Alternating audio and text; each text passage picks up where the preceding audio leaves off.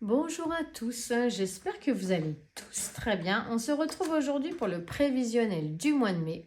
Je me suis imprimé des documents pour faire mon prévisionnel, mon budget du mois de mai. Donc on y va, on fait un point ensemble. Donc nos salaires de base, ici. Donc, le mien à 1703, celui de mon conjoint à 1400 euros. Alors, je n'ai pas mis de virgule, hein, comme ça m'arrondit un petit peu.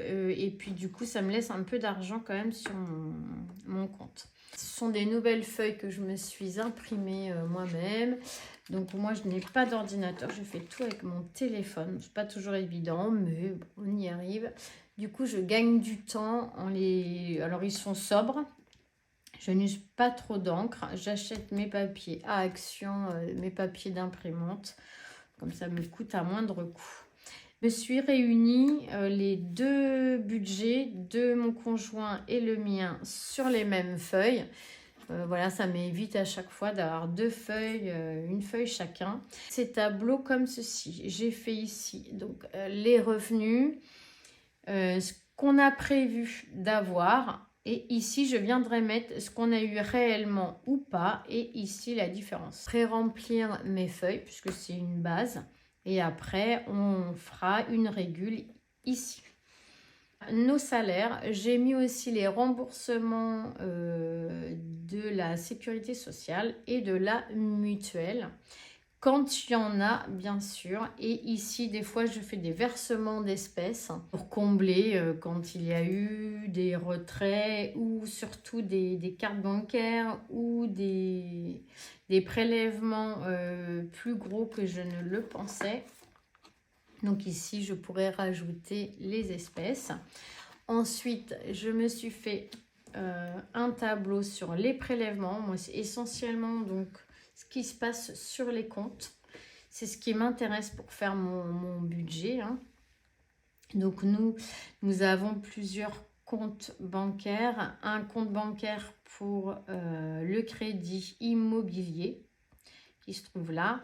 Et un autre compte bancaire pour le crédit voiture. Voilà, pour le moment, on a ces crédits-là, mais on est en train de voir du coup pour essayer de les solder le plus vite possible. Donc, de notre compte sur lequel tombent nos revenus, donc nous avons chacun des virements. Virement sur un compte bancaire, virement sur l'autre compte bancaire. Ici, c'est pour mon fils. Les frais bancaires, bien, ça, c'est ce que la banque nous prélève tous les mois. Nous avons ici l'assurance voiture, l'assurance de mon fils, l'assurance vie, chacun. Ce que je paye pour mon fils en termes de téléphone, mon téléphone, Netflix, les abonnements Netflix et les abonnements Apple. Donc ça me fait pour moi un total de 747 euros, pour mon conjoint un total de 601 euros. Nous avons ici pour moi un total de 1842 euros, pour mon conjoint 1400 euros. Ça c'est un prévisionnel. Je me suis imprimé cette page également. Hop, je vais peut-être dézoomer un petit peu, voilà. Cette page pour tout ce qui est carte, virement, chèque total que je n'aurais pas prévu. Donc en plus pour le mois de mai. Ensuite ici je me suis fait donc un tableau des enveloppes. Donc ici il y a mes enveloppes à moi, les enveloppes de mon conjoint, ce qu'on va mettre réellement dedans et donc la différence des deux. On essaye que le réel soit identique à ce qu'on a prévu. Malheureusement, parfois, il peut y avoir des imprévus. Donc, pour les impôts, nous allons mettre 50 euros chacun. Le chauffage, 100 euros. Les taxes, 40 euros. Les vacances, 70 euros ici. Donc, chacun, bien sûr. On essaye d'économiser pour s'acheter une voiture, donc ici 50 euros. Les travaux, nous mettons 100 euros chacun parce que nous avons une maison dans laquelle il faut faire des travaux. Les cadeaux, on essaye de mettre 20 € chacun. Divers, 10 € pour le chien, 20 € chacun. Les courses, je mets un petit peu plus parce que moi j'ai mes enfants.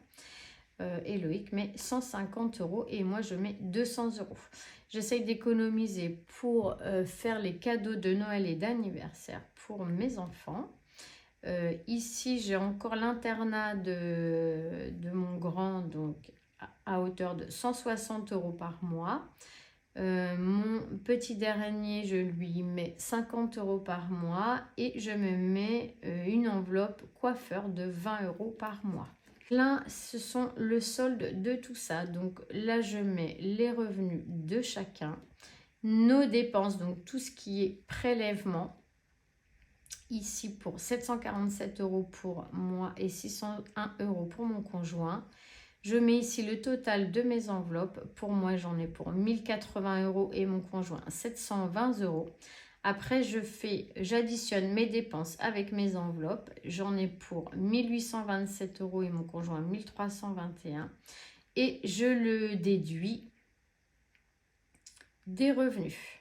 Ce qui me reste pour moi 16 € et mon conjoint 79 €.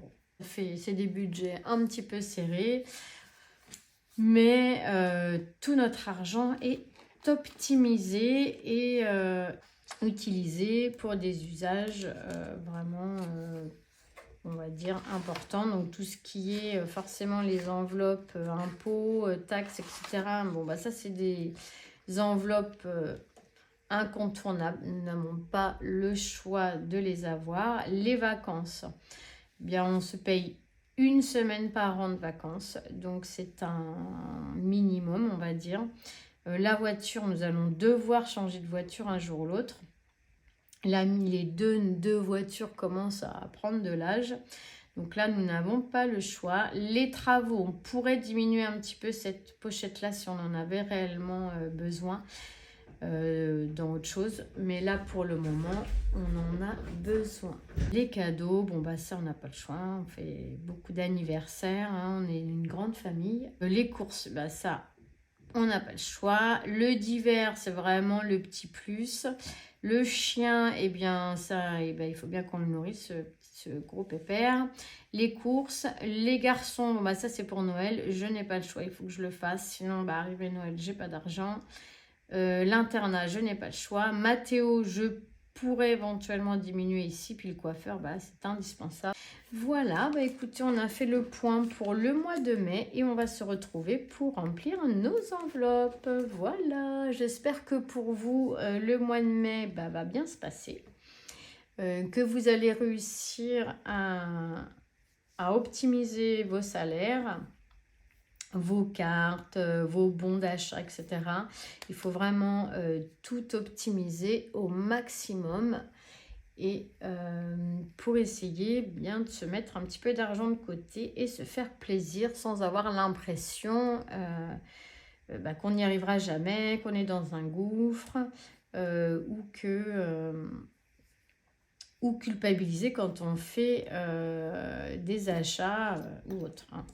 Voilà, bah écoutez, je vous fais à tous des gros bisous et je vous souhaite une bonne journée. On se retrouve à très vite. Bisous, bisous.